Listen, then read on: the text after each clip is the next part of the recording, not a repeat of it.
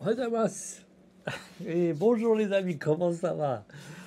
Alors aujourd'hui nous allons parler business. Et ouais, business. Dans la vie, tout est business, presque tout. Ma petite boisson, petite coupure, fournisseur qui est arrivé pour la livraison. Voilà, on est reparti. Donc le business, oui, aujourd'hui nous allons parler de Carrefour. Pourquoi, comment Carrefour s'est planté en seulement 3 ans au Japon? Ouais, 4 ans si vous voulez. Mais au bout de 3 ans, c'était plié. Bref, je vais diviser cette vidéo en 4 parties, comme le concept Carrefour. Vous savez, dans Carrefour, on divise en 4 parties son job, c'est-à-dire tout ce qui est asset, matériel, tout ce qui est humain, hein, les relations, les teams, les équipes, tout ça, finance, hein, les chiffres d'affaires, et le marketing, ok. Donc, nous allons commencer par l'affaire des humains. Ok, les humains, les relations, Carrefour, Japon et les Japonais.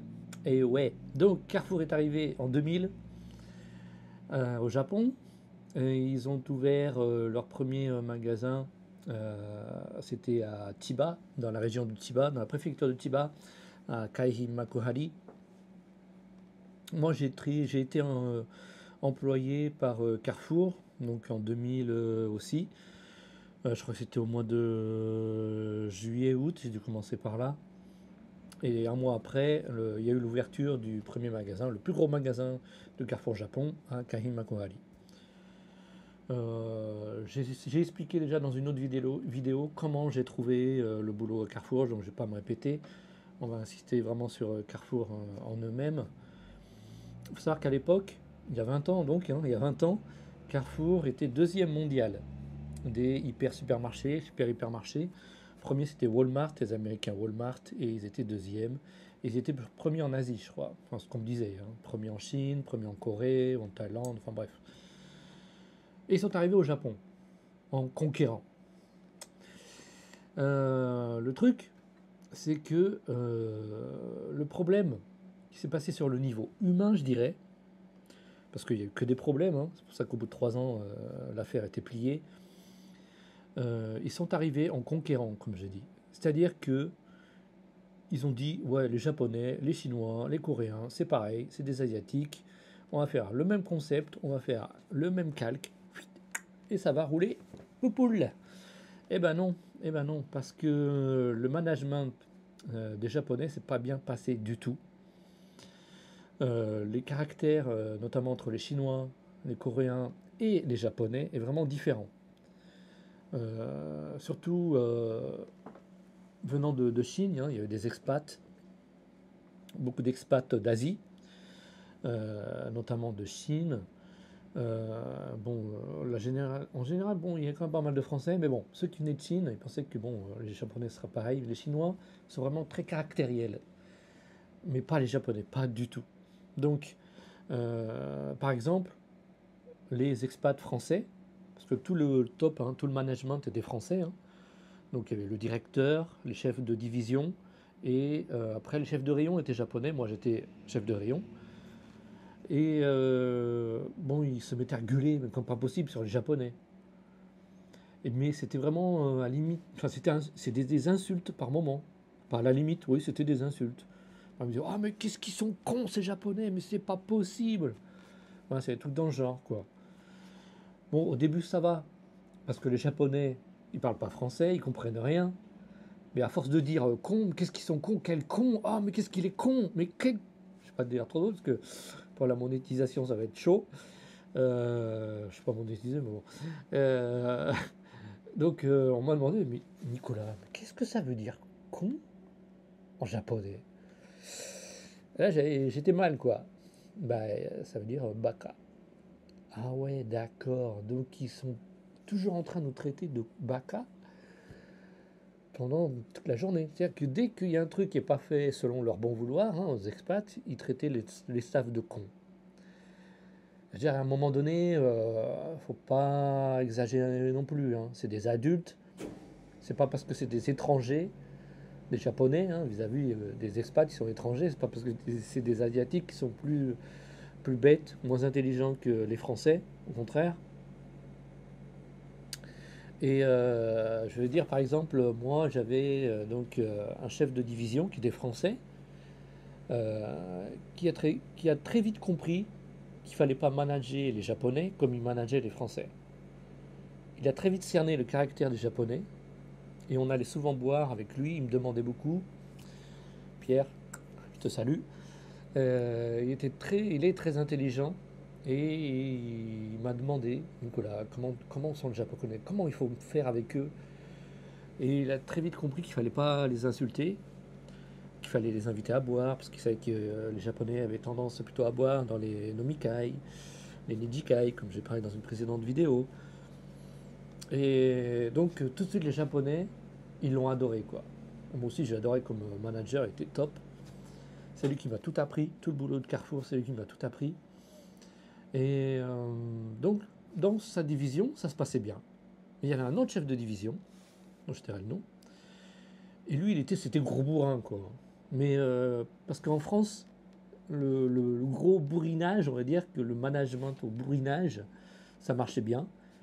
Il appliquait le même management aux Japonais. Non mais quel con, mais qu'est-ce que c'est cette grosse merde là. Enfin, c'était toujours comme ça. Et là, je vais vous dire, le turnover du staff, mais tout le monde a arrêté au bout d'un mois, même pas. Désolé, je suis en train de faire une autre vidéo sur YouTube sur japonais. Ok, ok, ok, ok, ok, ok, voilà, bon, ok. Voilà, donc, pardon. Oui, donc je disais qu'il insultait tout le monde et que tous ses employés, bah, ils arrêtaient au bout d'une semaine ou d'un mois. Parce que bon, c'est bon, hein, merde, baka, con, tout ça, bon. Hein, vous savez bien que quand on va dans un pays étranger, ce qu'on apprend en premier, c'est les gros mots. Donc, il y a un moment donné, son staff comprenait comment il les traitait et il n'était pas respecté. Donc, son staff se foutait complètement de lui. Bon, il l'insultait en japonais par derrière, voilà, bon, bref. Donc, et c'était comme ça dans tous les magasins. Il y avait toujours ce genre de Français, expats, qui appliquaient le management Carrefour France au Japon. Et ça ne marchait jamais. Donc ça, bon, le management de Carrefour s'en est rendu compte. Au bout de peut-être un an, 2 ans, ils ont dit, ouais, bon, les expats français, on va peut-être arrêter, et puis on va prendre des expats d'Asie. Donc à un moment donné, moi j'ai été muté justement à Makuhari, dans mon plus gros magasin, et j'ai vu passer 2, 3 directeurs. Et le dernier était un directeur qui venait de Chine, et qui lui avait quand même plus tendance à essayer de s'adapter à la mentalité des Japonais. C'est-à-dire qu'il faut pas élever la voix, il faut les écouter, et puis il faut écouter aussi les clients. Parce que bon, Carrefour, le staff s'engueule fréquemment avec les clients français. Mais ça, au Japon, s'engueuler avec un client japonais, c'est complètement impensable. Bon, ok, le client est roi. Bon, vous pouvez ne pas être d'accord, mais il faut être toujours dans le plus grand respect. Puis à un moment donné, il y avait donc ce bourrin là d'expat français. Il avait quand même il avait une plainte, par exemple d'un client, d'une cliente japonaise.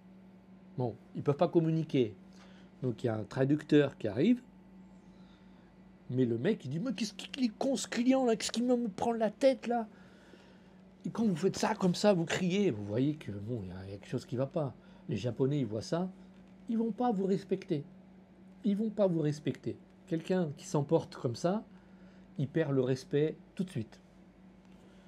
Et ce genre de management et ce genre de prise en charge de la clientèle, qui était voire nulle quasiment, ça s'est su dans la population japonaise. Et du moment que, bon, bah, si vous avez une mauvaise réputation au Japon, bah, vous pouvez mettre la clé sous la porte, quoi. C'est clair, c'est bon. À moins de changer vraiment du tout au tout, mais bon, Carrefour avait une mauvaise réputation. Au bout de 2 ans, la deuxième année, alors vraiment un management inapproprié au management à la japonaise. Je dirais à la japonaise, mais il y a des façons, il y a des mauvais managements aussi à la japonaise. Je ne sais pas que les Japonais, ils managent bien. Il y en a qui managent bien, d'autres moins bien. Mais il y a une façon de se comporter avec le staff japonais qui est basée sur le respect. Et du moment que les chefs de division ne respectaient pas leur staff, c'était au revoir. Voilà. Donc sur le plan humain, ça s'est très mal passé avec les expats français qui n'avaient absolument pas étudié le management au Japon et qui pensaient que c'était comme la Chine, comme la Corée, ils pouvaient faire la même chose. Vous pouvez crier sur les Chinois, vous pouvez vous engueuler avec les Chinois, mais pas avec les Japonais. Ça marche pas comme ça, désolé, c'est comme ça. Et ça, ils l'ont pas compris tout de suite, et ça leur a coûté très cher. Après, ça a été très très très dur de trouver des staffs, parce qu'ils avaient une réputation de gueulards et tout ça, et que bon, c'était la galère, quoi. Il y a eu aussi la recherche de staff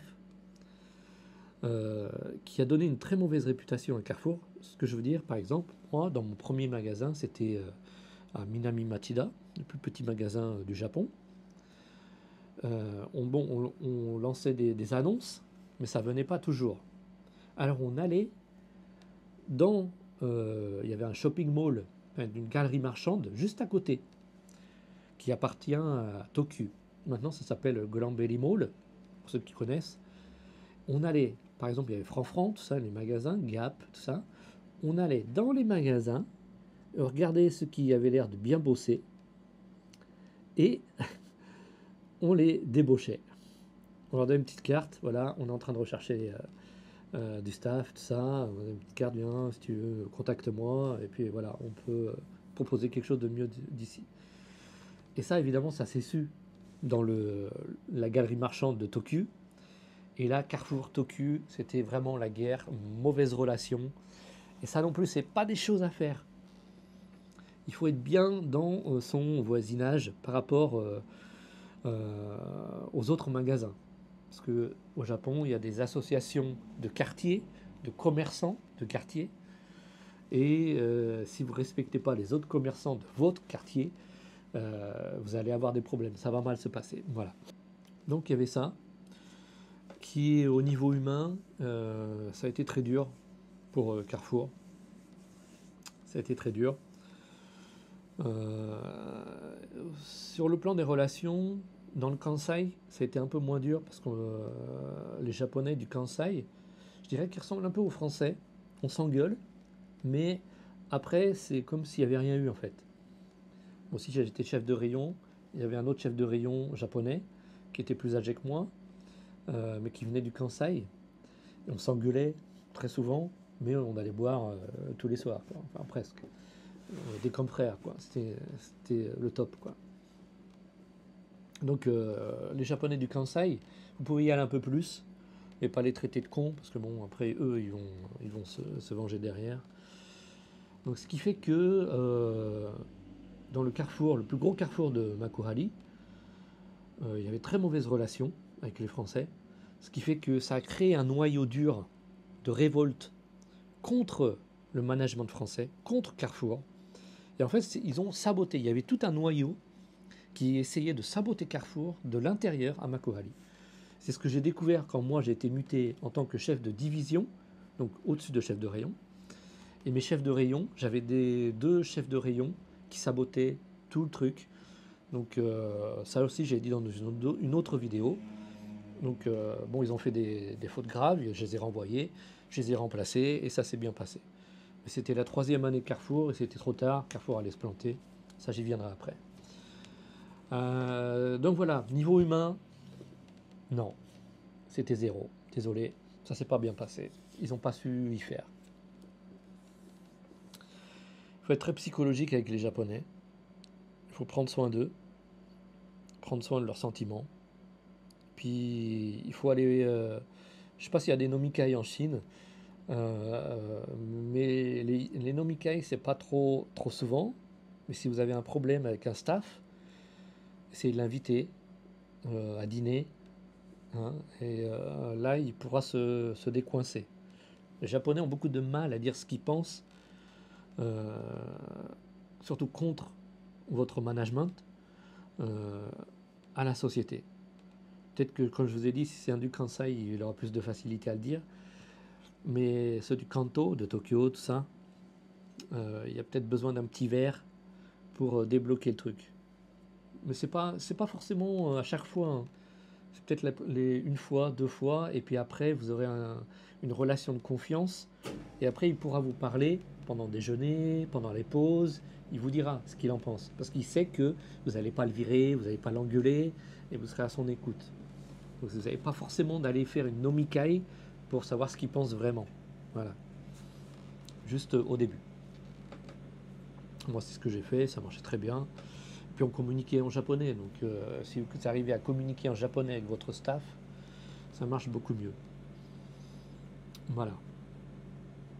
Donc, je vous conseille, s'il y en a qui regardent cette vidéo, qui voudraient s'implanter au Japon, il y a un truc aussi, j'ai remarqué que les Japonais d'origine de Tokyo et ceux d'origine de très loin dans la campagne, peut-être, je sais pas, même Hokkaido ou Aomori, mais très loin, hein, Hiroshima, qui vont venir travailler à Tokyo, c'est les plus bosseurs.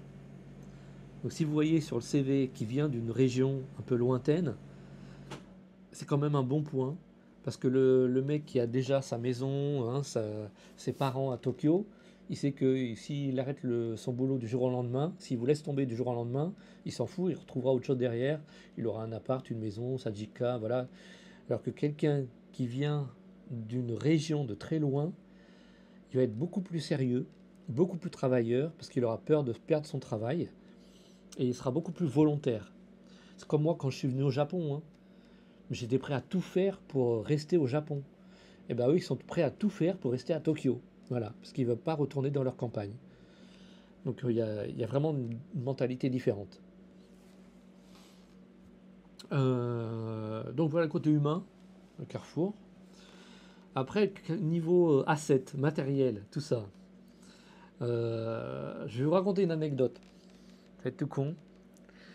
Euh, donc l'ouverture de Makuhari, premier magasin, plus gros magasin du Japon, toutes les presses japonaises, la télé japonaise est là, tout le monde est là pour l'ouverture.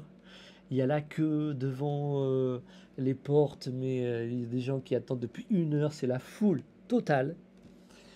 Et moi j'arrive avec mon chef de division le matin, en surface, dans le magasin, et je vois les gondoles. Vous savez, les gondoles, c'est en fait les rayons, et au bout vous avez les promotions, on appelle les têtes de gondole. Donc il y avait les têtes de gondole vides. Par exemple, le rayon textile, la tête de gondole, et c'est gros, hein, tête de gondole, ça fait 3 mètres genre. Et il n'y avait rien.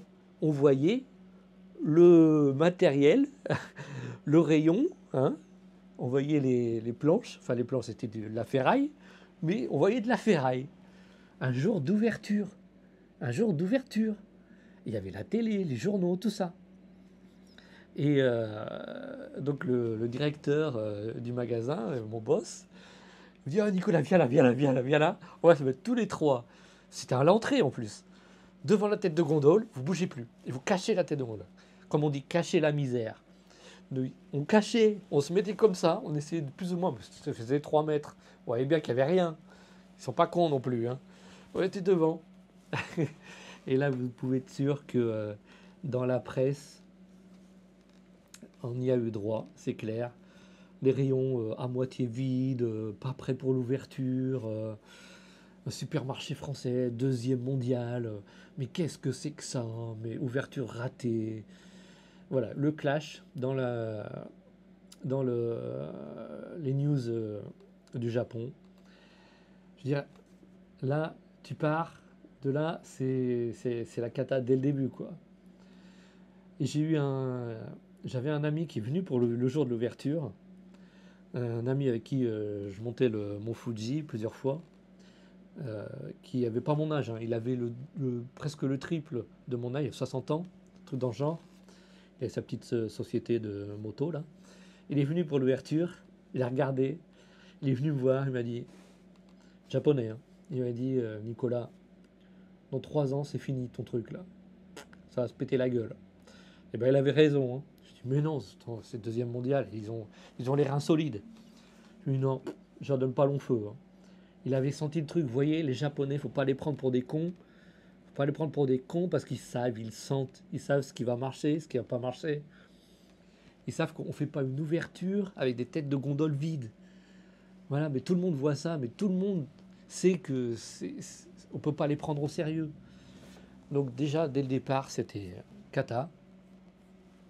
Après, au niveau service, dans le magasin, vous savez, au Japon, vous avez des imprimantes. S'il n'y a pas d'imprimante dans un supermarché, il y en a même dans les combini, hein, enfin dans les supermarchés. S'il n'y avait pas d'imprimante pour les clients, au service des clients, c'est impensable. Et ben, il n'y avait pas d'imprimante dans Carrefour. Il y avait zéro service, c'est clair, il y avait zéro service. Il y avait zéro service. Carrefour a dû tout apprendre en venant au Japon. Ils sont allés voir dans les autres supermarchés, hypermarchés, après l'ouverture de Makuhari. Oh, ils disent, oh, il y a des imprimantes dans les autres magasins. Oh, il y a ça. Oh, il y a ce service-là. Oh, il y a la poste. Oh, il y a ça. Et voilà, il a fallu tout monter en catastrophe. Et ça a pris du temps, tout ça. Enfin bref. Donc tout ce qui est service et matériel, bah non. Là non plus, ça n'a pas marché. Désolé. Allez, maintenant, après on va passer côté finance. Bon, côté finance, bon, c'est un peu le résultat de ce qui s'est passé, hein. C'est-à-dire que, bon, bah, dans le rouge, toujours du rouge, les chiffres dans le rouge. Bon, ça, je peux pas dire, parce qu'il y a des choses quand même assez secrètes, hein, mais bon. Moi, ça se passait pas trop mal. J'étais pas dans le rouge, ça dépendait des rayons. Mais bon, au global, dans Carrefour Japon, bah, c'était déficitaire, quoi. Ça allait pas. Puis il y avait le boss, mais le Carrefour Japon, le big boss de Carrefour Japon. Lui, il savait qu'il allait être à la retraite dans 2-3 ans. Bah, je suis désolé, mais il a fait que des conneries, quoi. Il a ouvert magasin sur magasin. Allez, on va ouvrir là, on va ouvrir là, on va ouvrir là. Mais déjà, faites un bon magasin et puis ouvrez après. Mais ouvrir des magasins qui sont à moitié vides, qui n'ont pas de produits français, tout ça, qui n'écoutent pas la clientèle, qui sont toujours en retard par rapport au merchandising de Ito-Yokado, de Daiei, de Ion, eh ben ça peut pas aller, ça peut pas aller. Voilà. Donc bon, les finances, je passe assez rapidement, mais vous vous doutez bien que c'était pas top, quoi. Voilà.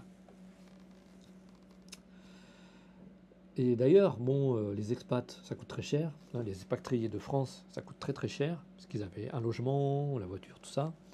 Moi, j'avais pas le statut d'expat, moi je coûtais beaucoup moins cher. Donc, ils ont essayé de diminuer les expats français et de monter les japonais, tout ça. Donc, mais rien n'y a fait, hein, rien n'y a fait. C'était pas, ça allait pas. Parce que même si des japonais voulaient dire quelque chose à leur supérieur, déjà ils n'osaient pas le dire. Parce que bon, à la moitié du temps, ils se faisaient gueuler dessus. Mais non, qu'est-ce que tu dis? Mais non, quelle connerie, tout dans le genre. Ou alors personne ne les écoutait, ou alors, bon, comme moi, hein, j'ai dit, bon, après on va venir au marketing, mais je leur disais, il faut faire comme ça, comme ça, comme ça. On ne m'écoutait pas, hein. On me prenait pour un petit rigolo qui disait rien, n'importe qui comprenait rien du tout. Ah bah, ils ont la tête dure, et bah voilà, et ils sont allés dans le mur, hein, et la tête n'a pas été assez dure. Donc ça nous amène au côté marketing. Et là, il y a des choses à dire. Parce que côté marketing, c'était une vraie catastrophe. Déjà, zéro marketing. Ils sont venus, on m'a dit, de toute façon, le Japon, c'est comme la Chine, c'est comme la Corée, on est premier. On va faire le même plan, le même modèle. On sera premier au Japon, il n'y a aucun souci. Ça y va la confiance, hein, pas les chevilles qui enflent. Hein. Ouais. Eh ben non, eh ben non, désolé. Je vais vous dire, au Japon, on dit comme ça. Si vous réussissez au Japon, surtout à Tokyo et surtout à Ginza, vous pouvez réussir partout dans le monde. Et pas l'inverse.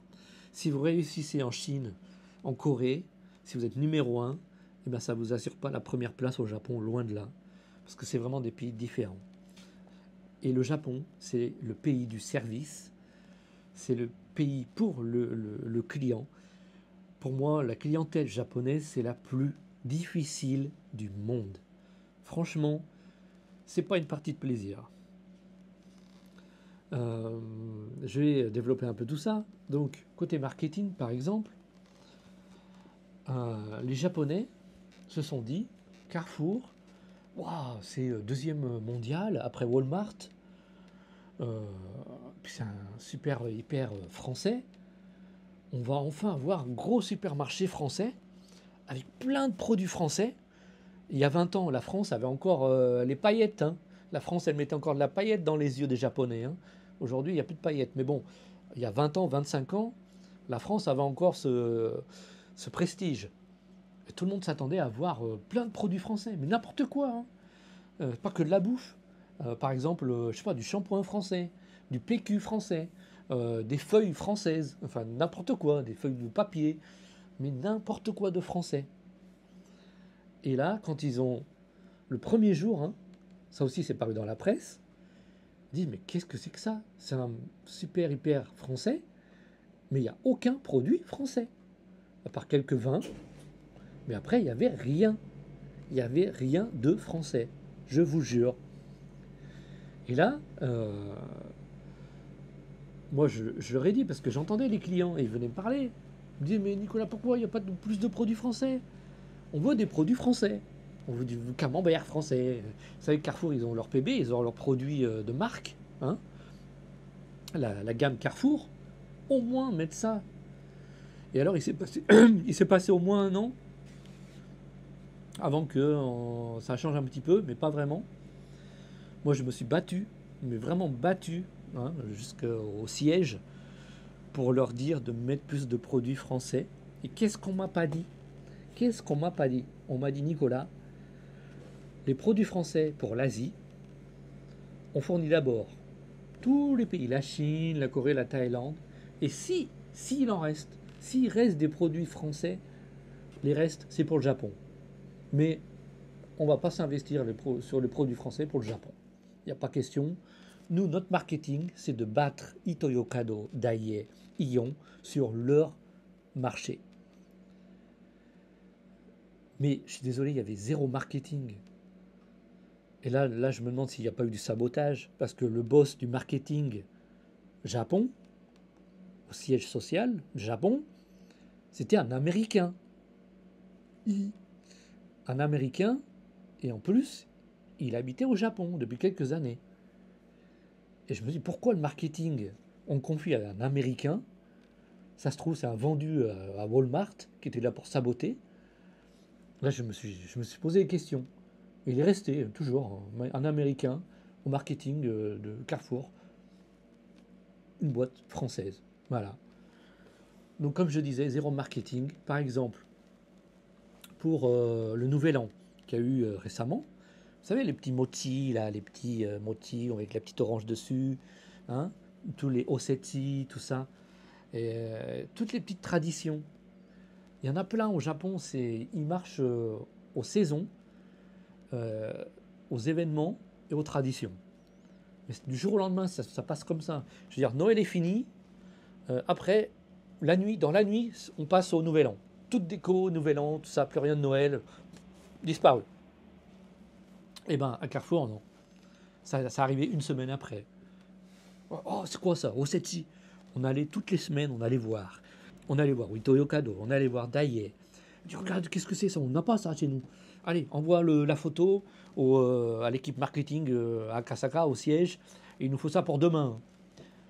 Et les pauvres, ils disaient pour demain, un nouveau produit pour demain ou après-demain, c'est pas possible.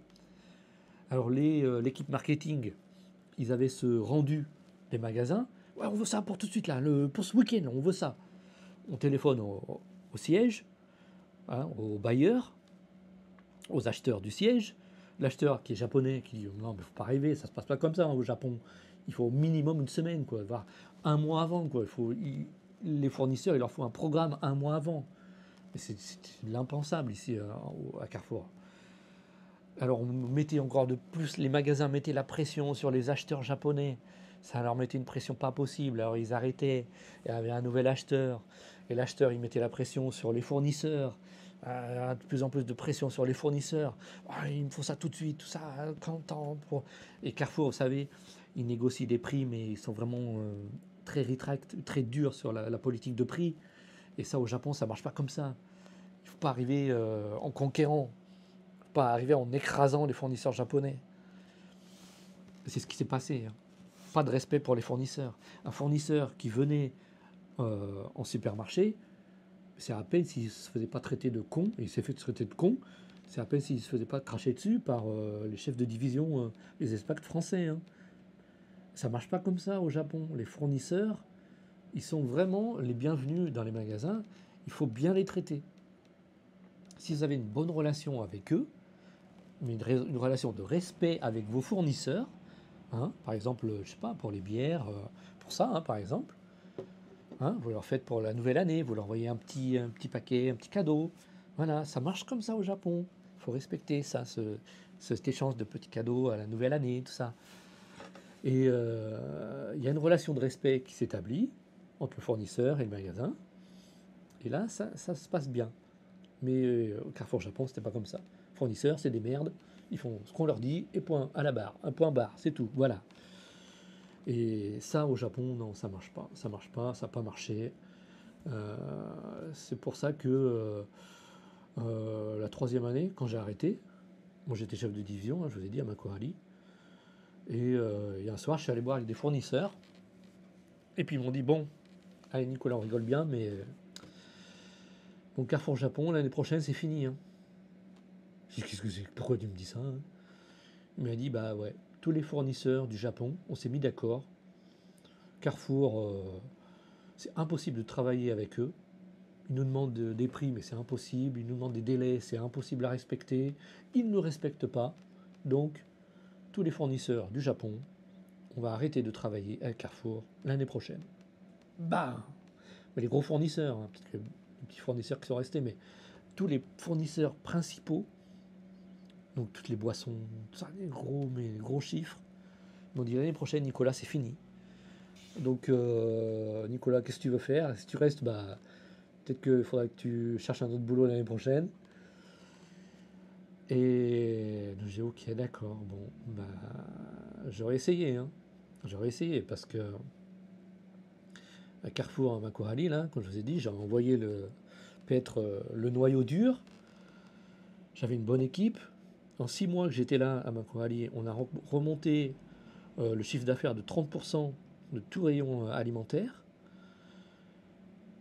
Mais je savais que ça allait se planter. Les fournisseurs japonais, dès qu'ils refusent de travailler avec vous, bah, vous êtes planté, quoi. Vous n'avez plus de produits. Donc j'ai discuté avec le chef du directeur qui venait de Chine, à ce moment-là, de Makohari. On a discuté pendant des heures, toute la matinée jusqu'à l'après-midi. Il voulait pas que j'arrête. Moi, je lui ai dit, mais non, mais c'est pas que j'arrête ou que j'arrête pas. C'est que l'année prochaine, Carrefour, c'est fini. Ils vont se planter, c'est fini, il n'y a plus rien à faire. Il me dit, oh là, il y a des soucis à se faire, hein, si tu me dis ça. Je dis, bah ouais, je suis désolé, je suis comme ça. Ça me fait chier. Moi, j'avais envie de continuer Carrefour, ça me plaisait, hein, c'était dur. J'avais pas beaucoup de jours de congé, mais j'aimais ce contact avec les équipes, tout ça, le chiffre, hein, voir où vous pouvez augmenter les chiffres dans les rayons, ça me plaisait beaucoup. Et j'étais vraiment doué là-dedans, ça me plaisait.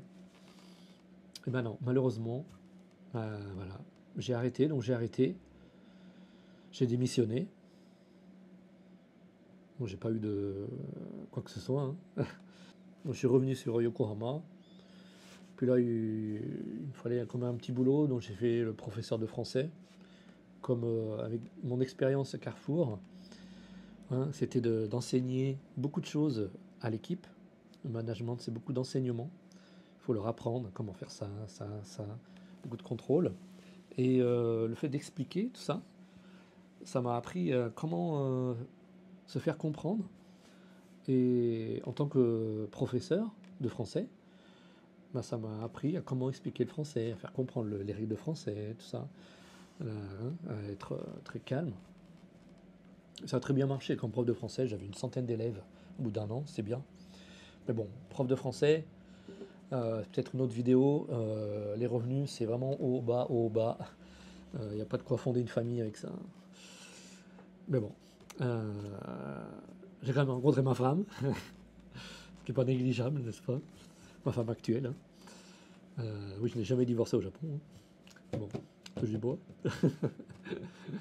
Merde, c'est pas du bois, c'est le coton plaqué. Ah. Touche du bois. Ah, ok, voilà. Ok, bon, bref. Trêve de plaisanterie, un an après, Carrefour, Japon, se retire du Japon. Donc, ils ont fait, pendant un an, je crois, ils se sont mis avec Ion. Et après, au bout de 2 ans, 3 ans, bah, c'était Ion qui avait complètement dégagé l'enseigne Carrefour. Parce que pendant un an, vous avez eu l'enseigne hein, Carrefour et Ion à Makurali. Et puis après, bon, ils ont tout dégagé. Et voilà. Et moi, ce que j'aurais dit, c'est qu'au niveau produit, mais franchement, c'est bête, hein. C'est bête, hein, mais ils auraient posé du shampoing, des palettes de shampoing, des palettes de PQ. Mais regardez Costco. Costco, il marche hyper bien au Japon.